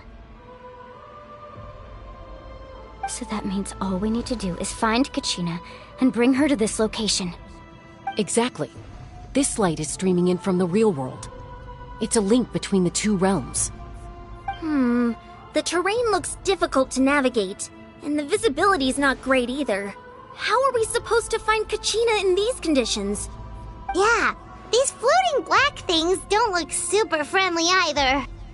Those are all manifestations of abyssal power. Be careful. Ghost! A talking ghost! Calm down, I'm here to help. You're the ones who helped Vichama, right? Yes, I'm Vichama's friend, Malco. I was completely lost to this realm until I sensed a mysterious power calling out to me. It's like it was seeking me out, attempting to reassemble the pieces of who I used to be. Of course, it could only do so much. I'm sorry I can only appear before you in this imperfect form. No, we should be the ones apologizing.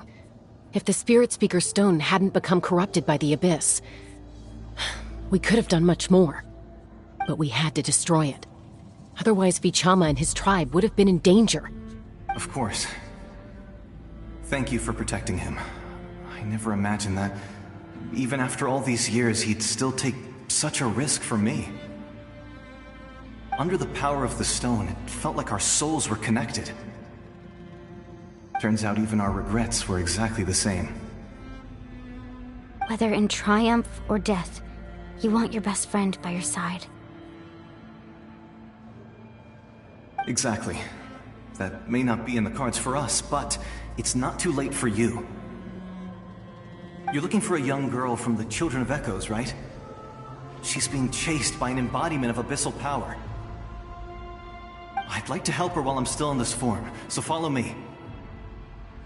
Be careful. This place has been severely corroded by the Abyss. Paimon didn't realize it had gotten this bad. It's like a seething volcano ready to engulf our world at any moment. Ouch! Quick, get back here! You can't go wandering. Stick close to me. My power will be able to ward off attacks for the time being.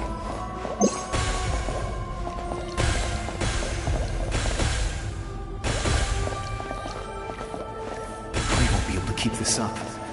Let's try another route. This way.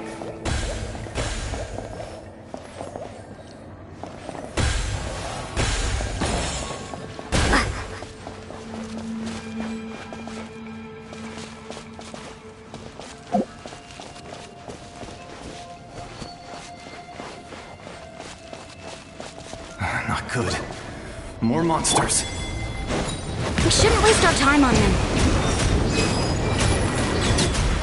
Let the mighty be humbled!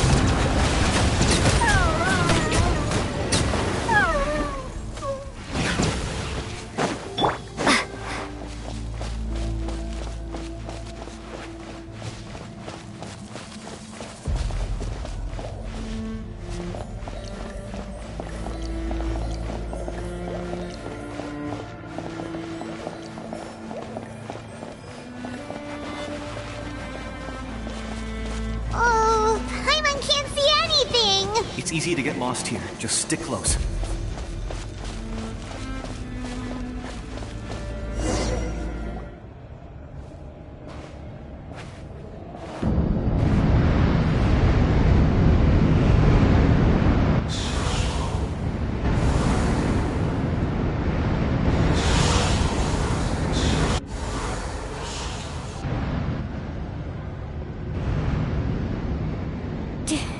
Did you hear that? What? Never mind. It was probably just my imagination. Don't scare Paimon like that! I heard it too. It was a voice from the abyss. What did it say? Doesn't matter. It certainly doesn't harbor good intentions.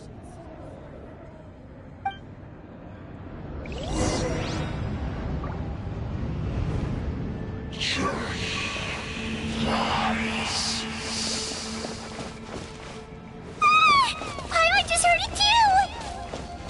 Let's keep going. Paimon wants to get out of this place!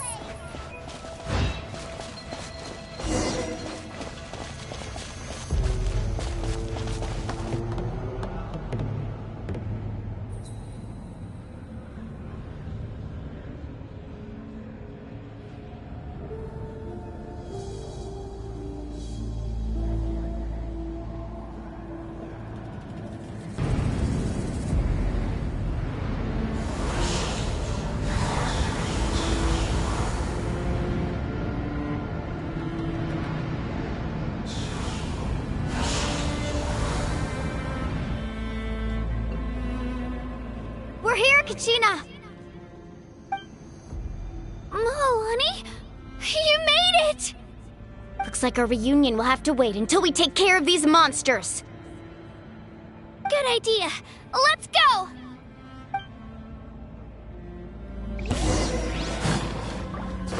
Shabam!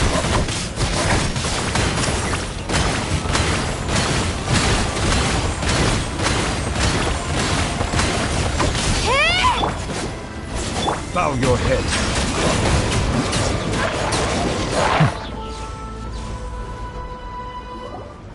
You're here! You're finally here! Thank you so much! That monster can appear from anywhere. It almost caught me a bunch of times. The Wyab's power helped keep me hidden, so I just tried to stay out of sight until you got here. Atta girl.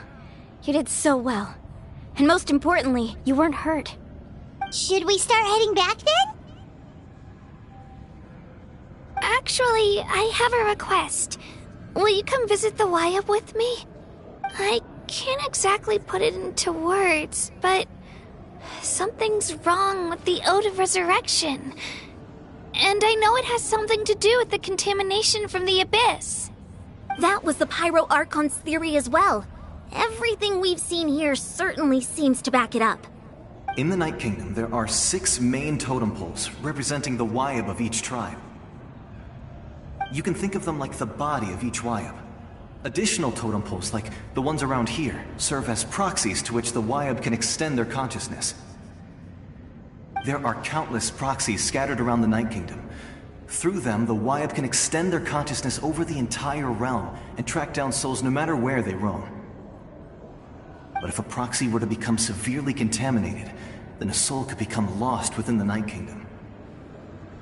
Judging by the current situation, I don't think we're dealing with just one contaminated proxy. Even if we could drive back the abyssal power from one of them, that probably wouldn't even put a dent in the problem.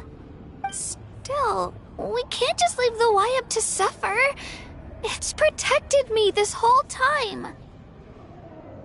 I agree. We might even manage to draw out the monster that's been hunting Kachina. Getting rid of the monster might slow down the deterioration of the Night Kingdom.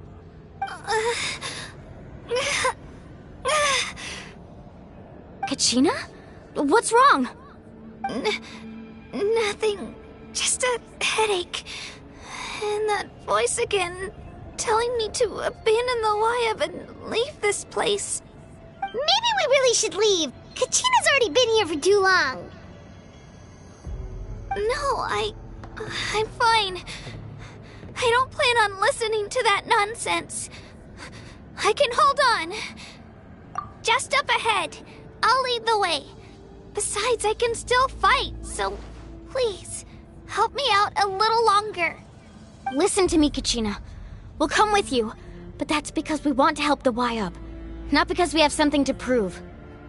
You don't have anything to prove either. It's okay if you reach your limit. We'll be there for you.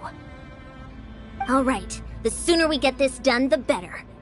We've already come all this way, so we might as well try to get to the bottom of this. Let's go. This way. I'll stay here and try to stall the Abyss monster.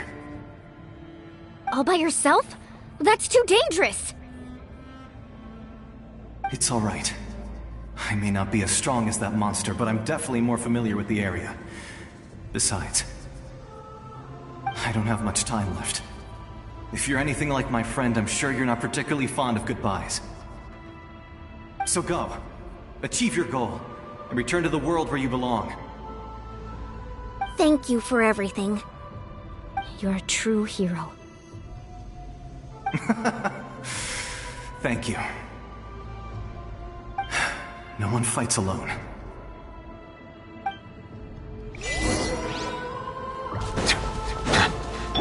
Does your head still hurt?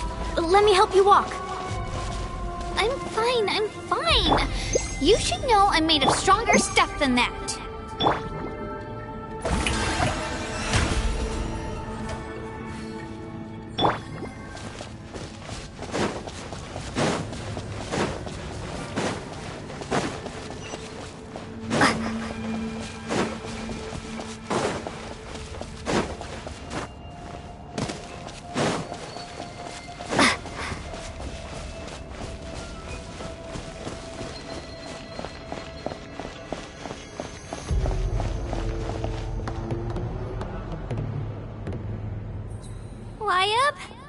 Y-Up, I'm back. My friends and I are here to heal you. Y-Up, can you hear me? Y-Up?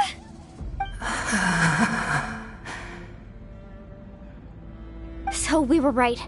The contamination is already too severe. It's preventing the Y-Up from answering our calls. Alright, get ready, everyone. Time to purge the abyssal energy from this place. Careful. We've got company. Already? You really think that puny soul could slow me down? Courage in the face of futility is pure folly. He tried to get in my way, so I disposed of him. You killed Malco? He would have dispersed with or without me. Rather than worrying about him, I would urge you to focus on yourself. You may have defeated others of my kind in the past, but underestimate me now, and it will be to your peril. No, the power of the Abyss is intoxicating. The destruction it seeks captivates like a masterful work of art. I strive only for the opportunity to see it up close. I thought this naive little girl was an exception, but it turns out humanity is full of lambs willing to offer themselves up to the slaughter. That is the tragedy of your short lives. You understand nothing of all-encompassing power. Ancient names, pride, friendship, all empty ideas invented to give you a false sense of self-worth. They possess no power at all. The Pyro Archon created those grandiose ideals out of pure selfishness. Anything to avoid sharing power. Anything to avoid handing over the primordial gift to ordinary people like you. Don't believe me? Then ask yourself, why is the Pyro Archon strong beyond measure, while you, Kachina, remain so pathetically weak? I Kachina! Give me your hand.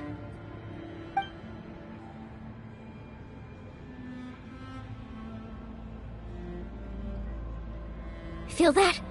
I'm right here next to you. Thanks, Moalani. You're right. I have nothing to fear.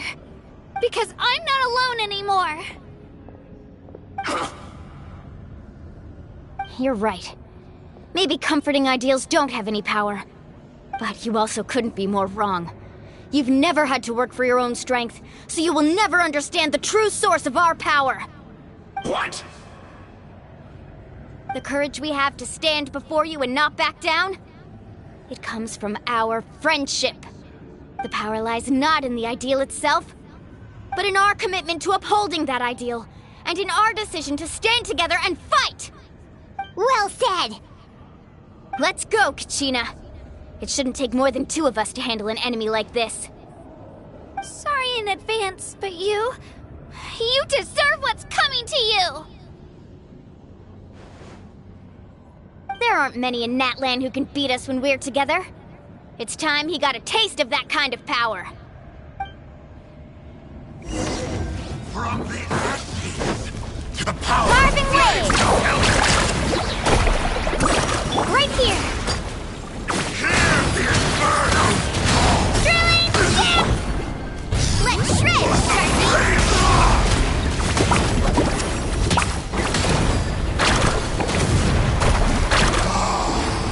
How brightly burns the truth!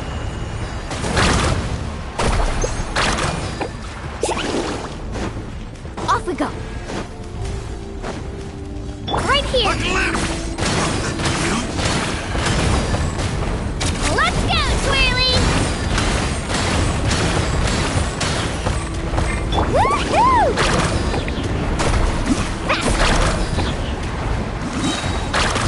Need a surfboard? Check this out.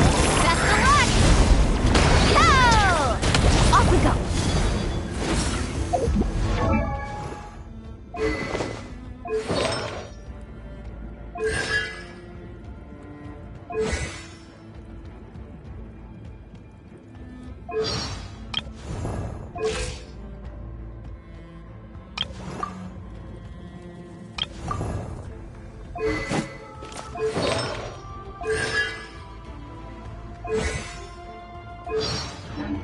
Carving Wave!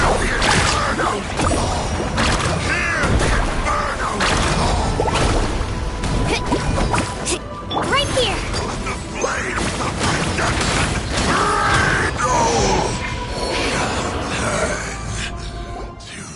We won! We actually won! That's what he gets for underestimating you two. Fantastic work, Kachina! Absolutely fantastic! This makes me so unbelievably happy. I'm happy too, Moalani.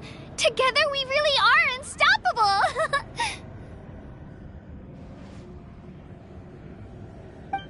Huh? What's happening?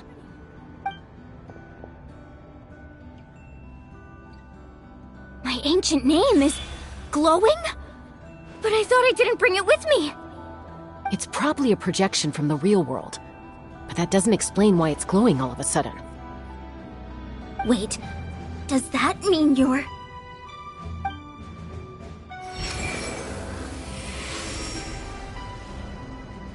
That was a bold move, diving headfirst into the fire to save your friend, especially in a place so overrun with abyssal corruption. Still, seeing you pull it off was really something. Everything you said was exactly right. As isolated individuals, we stand no chance against the power of the Abyss. It took years' worth of scars and lots of unnecessary suffering for me to understand that for myself. The Pyro Archon's plan will unite us as one. Everyone has a part to play. Only then will we have the power to defeat the strongest of foes. Who are you? Tupac, a warrior from the people of the Springs. I fought against the Abyss during the invasion 500 years ago. I've heard that name before. You were the giant who saved all of Natlan. Since you were able to awaken my words from your ancient